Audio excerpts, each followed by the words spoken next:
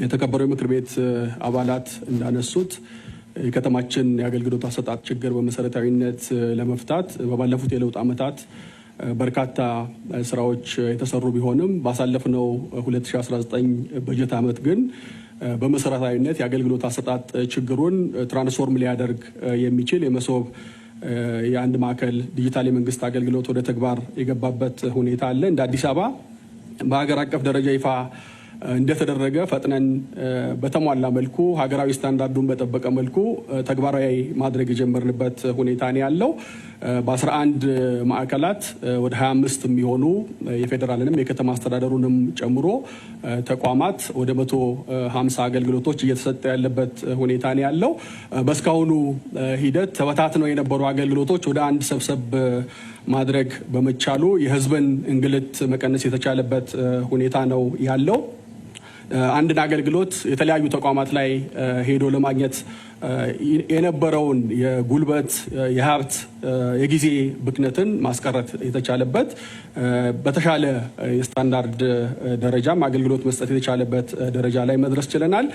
የደላላ ጣልቃ ገብነትንም መሶብ ላይ ሙሉ ለሙሉ ማስቀረት የቻልንበት ሂደት ነው ያለው። ስለዚህ ሌሎች ቅድም ከተከበሩ የምክር ቤት አባላት ሲነሱ የነበሩ ተቋማት ላይ ያለውን ችግር በመሰረታዊነት ለመሻገር መሶብን የማስፋት ተጨማሪ አገልግሎቶችን ወደ ማዕከሉ የማስገባት ስራ እንደ ከተማ ትኩረት ተሰጥቶ እየተሰራ ያለበት ሁኔታ ነው ያለው።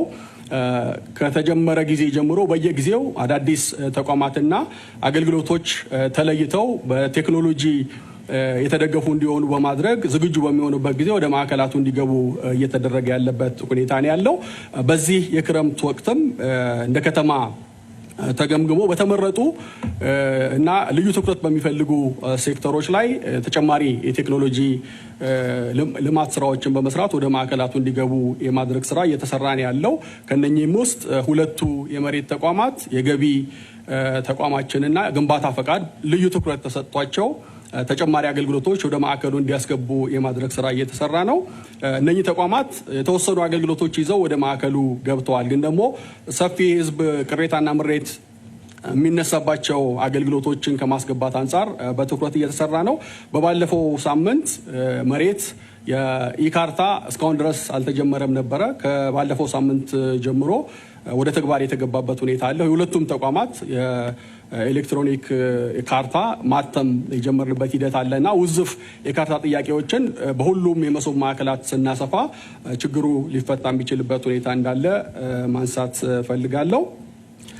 ከዛ በተጨማሪ ተጨማሪ ተቋማትን ቅድም ክብርት ከንቲባ እንዳቀረቡት ተንቀሳቃሽ አገልግሎቶችን ከማስፋፋት በተጨማሪ አስፈላጊ በሆኑ በተመረጡ ቦታዎች ላይ ተጨማሪ ማዕከላትን በመገንባት በአገልግሎት አሰጣጥ ረገድ የሚነሱ ችግሮችን በመሰረታዊነት ለመፍታትና የመሶብን ተደራሽነት የማስፋት ስራ ላይ ትኩረት ተሰጥቶ የሚሰራ ነው የሚሆነው።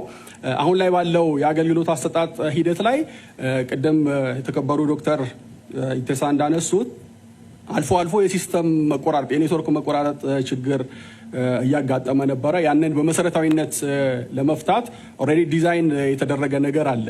የኔትወርክ መቆራረጥን ለመቅረፍ ሪደንደንት የኔትወርክ መስመር እንዲኖር ማድረግ ያስፈልጋል። ይሄ ከኢትዮ ቴሌኮም ጋር በከተማችን ኢኖቬሽንና ቴክኖሎጂ ልማት ቢሮ አማካይነት ተጨማሪ አማራጭ የኔትወርክ መስመሮችን የመዘርጋት ስራ ለመስራት እየተካሄደበት ያለበት ሁኔታ እንዳለ ማንሳት ፈልጋለሁ። የተከበሩ ፕሮፌሰር ጣሰው ቅድም ያነሱት ጉዳይ ከውጭ ጉዳይ አገልግሎት ጋር በፌዴራል ደረጃ ነው አሁን ላይ የሚሰጠው። ወደ አዲስ መሶብ የመጣ አገልግሎት አይደለም። ግን ቅድም እንዳነሱት ከዚያ አገልግሎት ጋር ተያይዞ የሚነሱ ችግሮች አሉ።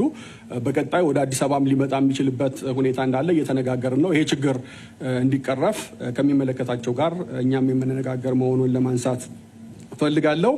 ገቢዎችና መሬቶች ጋር ቅድም እንዳልኩት ዘላቂ መፍትሄ የሚሆነው እነኚህን ተቋማት አገልግሎታቸው ሙሉ ለሙሉ ወደ መሶብ እንዲያስገቡ ማድረግ እንደተጠበቀ ሆኖ ግን ተቋማቱ በራሳቸው እየሰሩት ያለ ስራ ደግሞ በደንብ እውቅና መስጠት ያስፈልጋል ብዬ አስባለሁ። ከመሬት ጋር ተያይዞ ከዚህ ቀደም የነበረው ይጠቀሙበት የነበረው ቴክኖሎጂ ችግር የነበረበት ስለነበረ ከአርቲፊሻል ኢንተለጀንስ ጋር በመሆን ደረጃውን የጠበቀ ችግሮች ቢፈጠሩ እንኳን ትሬስ ማድረግ የሚቻልበት አማራጭ ያለው ቴክኖሎጂ የማልማት ስራ ተሰርቷል። ከገቢዎችም ጋር ተያይዞ ተጨማሪ ቴክኖሎጂዎችን የማልማት የቁጥጥር የክትትል ስርዓቱ ላይ ያሉ ችግሮችን ለመፍታት የሚያስችሉ አሰራሮችን የመቅረጽ ሪቫይዝ የማድረግ የሰው ኃይል አቅም ግንባታ ላይም በትኩረት እየተሰራ ያለበት ሁኔታ እንዳለ መረጃ ለመስጠት ያህል ነው። ከዛ በተጨማሪ ከተቋማት አደረጃጀት ጋር በተያያዘ የተከበሩ ዶክተር ሲሳይ ያነሱት ትክክል ነው። እንደ ሀገር የሲቪል ሰርቪስ ሪፎርም ተጀምሯል። ያን መነሻ ባደረገ መልኩ በከተማ ደረጃም የመጀመሪያው ምዕራፍ ላይ 11 ተቋማትን መርጠን ወደ ተግባር የገባንበት ሁኔታ አለ። እነኚህ ተቋማት መደራጀት ያለባቸው ዓለም አቀፍና እንደ ሀገር የተቀረጹ የኢንዱስትሪ ምድቦች አሉ። ስለዚህ ተቋማት መደራጀት ያለባቸው የኢንዱስትሪ ክላሲፊኬሽን እና የሙያ ምድብን መሰረት ባደረገ መልኩ መሆን አለበት ተብሎ እንደ ከተማ እየተሰራ ያለበት ሁኔታ ነው ያለው። ያ ሲጠናቀቅ ቅድም የተነሱ ኮንሰርኖችን ሊመልስ እንደሚችል መረጃ ለመስጠት ነው። ከዛ ውጪ ከሰራተኞች የምሳ ድጎማ ጋር በተያያዘ የተነሳው እንደ ከተማ በልዩ ሁኔታ ፌደራልም ሌሎች ክልሎች ላይም ይሄ ተሞክሮ ያለ አይመስለኝም። በልዩ ሁኔታ ለሰራተኞች የምሳ ድጎማ እንዲፈቀድ የተደረገው ሰራተኞች ስራ ቦታቸው ላይ ተመችቷቸው እንዲሰሩ፣ ስራቸው ላይ እንዲያተኩሩ፣ ተቋማቸውን የስራ አካባቢያቸውን እንዲወዱ ለማድረግ ታሳቢ ተደርጎ ነው። በነገራችን ላይ 40 ብር ድጎማ ሲያደርግ የከተማ አስተዳደሩ ወደ 2.3 ቢሊዮን ብር በአመት ወጪ ያደርጋል ማለት ነው። ከዛ በተጨማሪ ካፍቴሪያዎች በማዘጋጀት ግብአት በማሟላት የመብራት የውሃ ወጪ በመሸፈን የተሻለ በአንጻራዊነት ደረጃውን የጠበቀ ጥራት ያለው ምግብ ሰራተኞቻችን ማግኘት እንዲችሉ ለማድረግ እየሰራ ያለበት ሁኔታ ነው ያለው። በዚህ ላይ ተጨማሪ ድጎማ ነው መንግስት እያደረገ ያለው። ሁሉም ሰራተኛ እርግጥ ነው ከቤቱ ምሳ ይዞ የሚመጣ ይኖራል፣ ግን ደግሞ ሁሉም ሰራተኛ በዛ መልኩ ነው ተብሎ አይታሰብምና ለአተገባበር የተሻለ የሚሆነው እዛው የሚሰራበት ተቋም ላይ ምሳ ለማሰር ምሳ ይዞ ለመምጣት መጨነቅ የለበትም ሰራተኛውና በተመጣጣኝ ዋጋ ቢያገኝ የተሻለ ነው በሚል እሳቤ ስለሆነ በዚህ አግባብ መቀጠሉ የተሻለ ይሆናል የሚል እምነት ነው ያለን።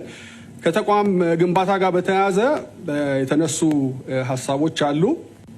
ትክክል ነው። የተቋም ግንባታ ስራችን እንደ ሀገር በምናይበት ጊዜ በርካታ ማነቆች የነበሩበት ከስርዓት ሲቀያየር አንዱ የገነባው ሌላ ሲያፈርስ የኖረበት ሲቪል ሰርቪሱ ነፃና ገለልተኛ ሳይሆን የቆየበት ነባራዊ ሁኔታ ነው የነበረው።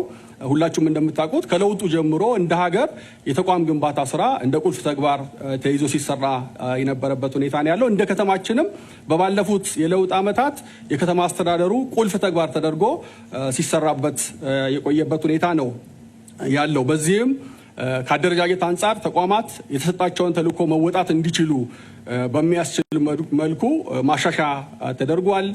የሰው ኃይል አቅም ግንባታ ብቃት የማረጋገጥ ስራ ተከታታይነት ባለው መልኩ ሲሰራ ቆይቷል። 2016 ላይ ሁላችሁም እንደምታስታውሱት ቅድም በክብርት ከንቲባም እንደቀረበው 19 የተመረጡ ተቋማት ላይ ሪፎርም በማድረግ ከግብአት አንጻር፣ ከቴክኖሎጂ አንጻር፣ ከሰው ኃይል አንጻር ያለባቸውን ችግር በመፍታት የተሻለ ደረጃ ላይ እንዲደርሱ የማድረግ ስራ ተሰርቷል። እውነቱን ለመናገር በዚህ ተጨባጭ የሚታዩ ለውጦች መጥተዋል።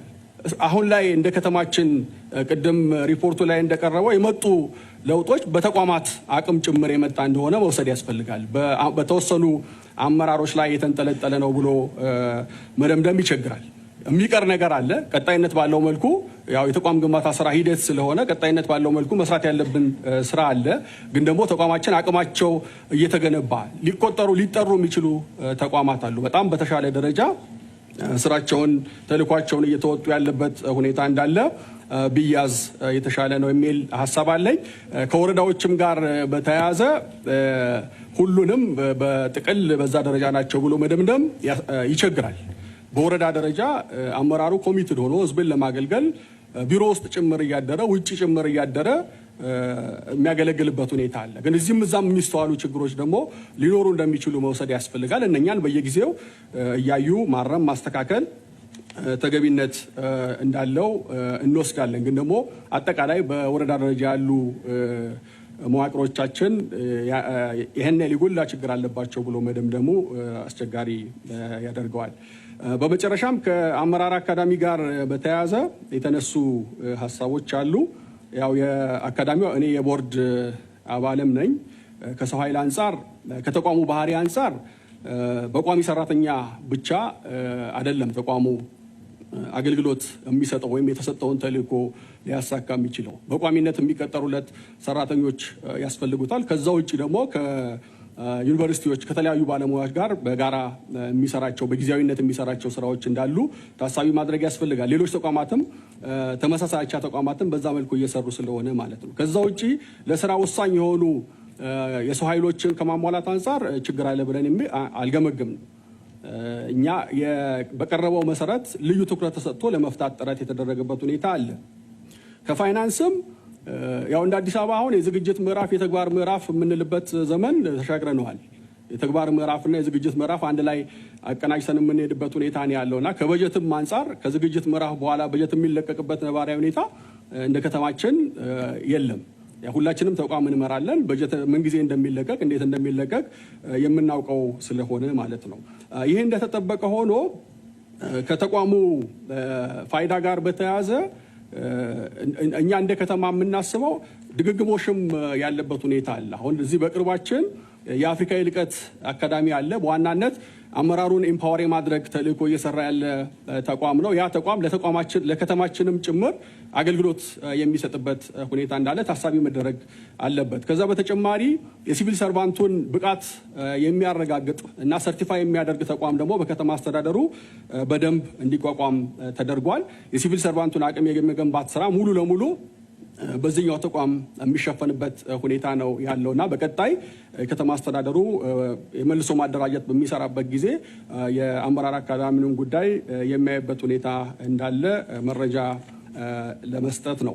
ከዛ ውጪ ከአገልጋዩ ሚዲያ ጋር በተያያዘ የተነሳውን ያው በጋራ ከአዲስ ሚዲያ ጋር የፐብሊክ ሰርቪስ እና የሰው ሀብት ልማት ቢሮ በጋራ የሚሰራው ነገር ስለሆነ ከስያሜው ጋር ተያይዞ የተነሳውን ነገር ወስደን ብናይ የተሻለ ነው የሚሆነው። አመሰግናለሁ።